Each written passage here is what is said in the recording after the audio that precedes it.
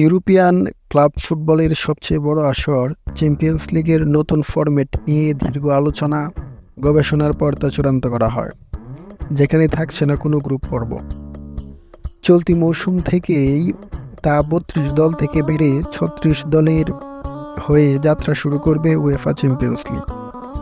Champions লিগকে আরও প্রতিদ্বন্দ্বিতা সম্পন্ন করার লক্ষ্যেই এমন সিদ্ধান্ত। নতুন ফরম্যাটের A to Z থাকছে মাস্টার ক্লাসের আজকের পর্বে। প্রথমে ৩৬টি দলকে ৪টি পটে ভাগ করা হবে, যেখানে ৯টি করে দল থাকবে। ধরুন পট ১-এ রয়েছে রিয়াল মাদ্রিদ।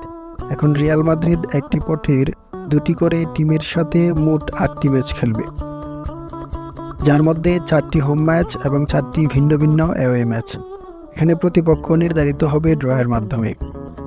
এই পর্ব শেষে একটি লিগ টেবিল হবে, যেখানে ১ থেকে ৮ নম্বর দল সরাসরি শেষ ১৬-এ খেলবে। পরের ৯ম থেকে ২৪ নম্বর দলের মধ্যে নকআউট পর্বের ম্যাচ হবে, যার একটি হোম ও একটি অ্যাওয়ে ম্যাচ। এখান থেকে ৮টি টিম লিগ টেবিল থেকে নিশ্চিত হওয়া ৮টি দলের সাথে খেলবে রাউন্ড অফ 16 খেলতে না পারা ৮টি দল খেলবে ইউরোপা লিগ ও কনফারেন্স লিগ। রাউন্ড অফ 16 থেকে ফাইনাল পর্যন্ত ম্যাচগুলো হবে আগের নিয়মেই।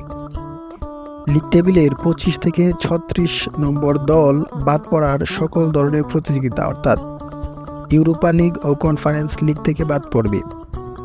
নতুন ফরম্যাট ফুটবলারদের জন্য ভীষণ চাপের হলেও ফুটবল ফ্যানদের জন্য আনন্দের, কেননা বিশ্বের ভাগা ভাগা ক্লাবগুলো একে অন্যের প্রতিপক্ষ হবে, যা আগে কালীপত্রে দেখা যেত।